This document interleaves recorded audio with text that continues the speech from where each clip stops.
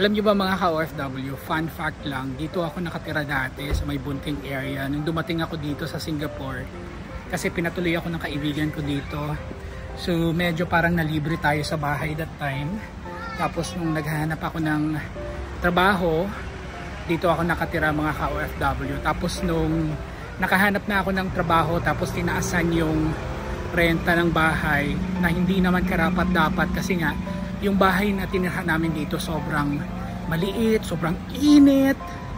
Sabi namin lilipat na kami, kaya lumipat kami mga ka-OFW. So ito yung area na tinitirhan namin. Ito yung area mga ka-OFW.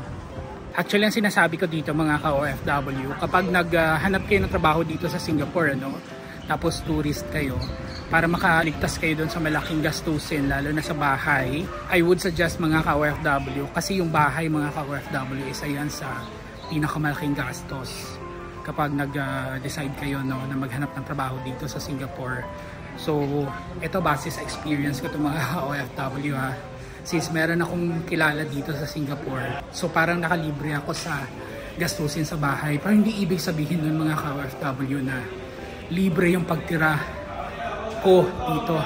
Kasi mga ka-OFW, yung mga nagtatrabaho dito sa Singapore, E-Pass or S-Pass, nagbabayad yun sila mga ka-OFW ng upa. At alam naman ninyo na sobrang mahal ng upa dito sa Singapore. So dapat kapag nagpunta ka dito, dapat para maghanap ng trabaho, dapat may pera ka talaga. Kasi yan, bahay mo, pagkain mo, transportation mo, hindi ba? Kasi teka lang, medyo basa dito mga ka-OFW. Kasi mga ka-OFW, hindi ibig sabihin na pinatira ka dun sa bahay, libre ka na lahat. Hindi yan dapat ikaw mag-isip-isip ka rin. Ano yung mga pwede mong maitulong, pwede mong maiambag, kasi nga dito mga ka-OFW, walang libre dito. So kung pwede kang mag-ambag ng pagkain, ikaw na bumili ng pagkain kasi libre ka naman sa bahay. So yun ang gagawin mo.